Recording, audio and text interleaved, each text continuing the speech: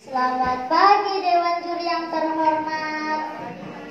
Selamat pagi Bapak Ibu Guru. Apa kabar? Tentunya semua sehat walafiat ya. Pada hari ini saya akan menceritakan satu cerita daerah dari Kalimantan Tengah yang berjudul Kisah Dohong dan Tingah. Mau dengar ceritanya? Yuk kita dengarkan bersama-sama.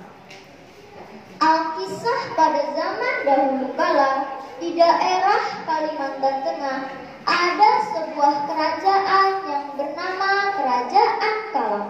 Raja yang memerintah kerajaan tersebut mempunyai seorang putri yang cantik jelita bernama Putri Intan. Selain cantik, Putri Intan adalah seorang gadis yang berperangai baik, santun dalam berbicara, sopan dalam bergaul, dan hormat kepada orang tua. Tak heran jika seluruh rakyat negeri itu sayang dan hormat kepadanya, kecuali seorang Dayang Istana. Putri Intan mendapat pujian dari rakyatnya. Dayang yang satu ini selalu menunjukkan sikap tidak senang dan iri hati kepada sang putri. Awas kau putri, suatu saat nanti aku akan menyingkirkanmu dari istana ini, ucap Dayang itu berat. Tapi bagaimana caranya? Gumamnya bingung. Setelah sekian lama berpikir, Dayang itu pun menemukan sebuah cara untuk menyingkirkan Putri Intan dari istana. Aku tahu caranya. Aku akan menyebarkan fitnah dengan menceritakan kepada semua orang bahwa Putri Intan memperlakukanku secara semena-mena. Aku juga akan melaporkan kepada raja bahwa ia selalu memeras rakyat pikirnya. Keesokan harinya, Dayang itu pun melaksanakan tipu muslihatnya. Dalam waktu tidak terlalu lama, fitnah tersebut menyebar hingga ke seluruh penjuru negeri. Seluruh rakyat pun terhasut oleh cerita yang dibuat-buat oleh Dayang tersebut, sehingga mereka bersikap terhadap Putri Intan. Setelah berhasil menghasut seluruh rakyat negeri, Dayang itu pun mencoba untuk menghasut sang raja. Ampun, Baginda Raja, perilaku Putri Baginda benar-benar sudah keterlaluan. Ia telah membuat aib bagi keluarga istana. Sebagai seorang putri raja, tidak sepantasnya ia berperilaku demikian untuk menjaga martabat kerajaan ini. Sebaiknya Putri Intan dikeluarkan dari istana. Hasut Dayang itu. Tipu muslihat dan hasutan Dayang itu pun berhasil memengaruhi raja, sehingga ia menjadi benci kepada putrinya sendiri. Putri Intan semakin bingung melihat sikap orang-orang di sekitarnya, termasuk ayahandanya yang tiba-tiba membencinya. Suatu hari Putri Intan bertanya kepada ibundanya, "Bunda, apa salah Ananda hingga orang-orang membenci Ananda?" "Putriku, barangkali ada ucapan atau perilaku Nanda yang kurang baik terhadap orang lain yang Nanda tidak sadari. Mulai sekarang, Nanda harus lebih berhati-hati dalam berucap dan bertindak," ujar permaisuri. Putri Intan semakin bingung melihat sikap orang-orang di sekitarnya, termasuk ayahandanya yang tiba-tiba membencinya. Suatu hari, Putri Intan sedang berburu binatang di hutan. Sudah setengah harinya berburu, namun belum juga mendapatkan hewan buruan. Ia pun memutuskan untuk berburu hingga ke tengah-tengah hutan.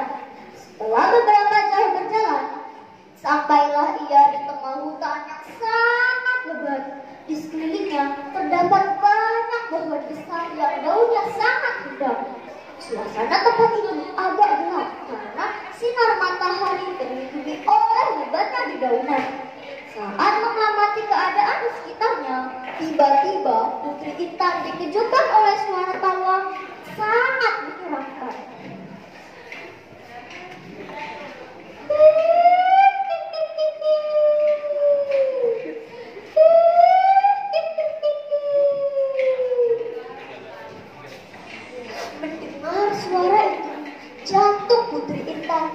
hingga ditegur kencang.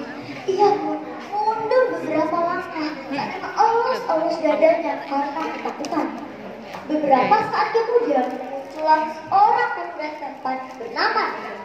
Ia bermaksud untuk memeriksa unta-unta terkena perangkapnya. Tanpa berpikir panjang, dia segera naik ke atas pohon itu untuk mengambil burung tangkapannya. Setelah memasang kembali perangkapnya, pemuda itu mengamati burung itu secara seksama.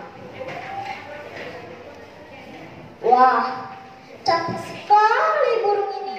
Bulunya indah dan halus, matanya bening berbinar, kicauannya pun sangat merdu. Selama hidupku, baru kali ini aku memperoleh burung secantik ini,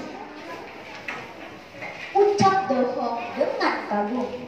Keesokan harinya, sepulang dari hutan, Dohong kembali mendapati makanan lezat telah tersaji di pondoknya. Kejadian aneh tersebut berulang 3 hari berturut-turut. Dohong pun mulai penasaran, ingin mengetahui siapa sebenarnya yang melakukan semua itu. Sebelum hari menjelang siang, ia masuk ke pondoknya dengan langkah hati-hati. Alangkah terkejutnya ketika ia melihat asap tebal keluar dari sumbernya. Dalam sekejap, tiba-tiba seorang gadis cantik keluar dari asap itu. Ia sangat terpana melihat kecantikan gadis itu dan kemudian menghakimi. Hai gadis cantik, kamu siapa dan dari mana asalmu? Tanya Dohong. Ampun tuan, aku Putri Intan dari kerajaan Kalang. Keberadaanku di sini karena nasib buruk yang telah menimpaku. Ayahandaku mengusirku dari istana. Setelah itu, seorang nenek menyihirku menjadi seekor burung pinang saat aku berada di tengah hutan. Jelas Putri Intan. Maaf Tuan Putri, mengapa Tuan Putri diusir dari istana? Ucap Dohong ingin tahu. Putri Intan pun menceritakan semua peristiwa yang dialaminya sampai dia berada di pondok pemuda itu. Setelah itu, dia meminta kepada Dohong agar mengantarnya kembali ke istana. Jika Dohong memenuhi permintaannya, maka sihir nenek itu akan hilang dengan sendirinya. Baiklah Tuan Putri, saya bersedia mengantar Tuan Putri ke istana, kata Dohong. Keesokan harinya, keduanya pun berangkat ke istana. Selama dalam perjalanan, Putri Intan tidak lagi berubah menjadi seekor burung pinang. Pengaruh sihir nenek itu benar-benar telah hilang. Sesampainya di istana, Dohong pun menceritakan semua peristiwa yang dialami Putri Intan kepada Raja Kalang dan Permaisuri.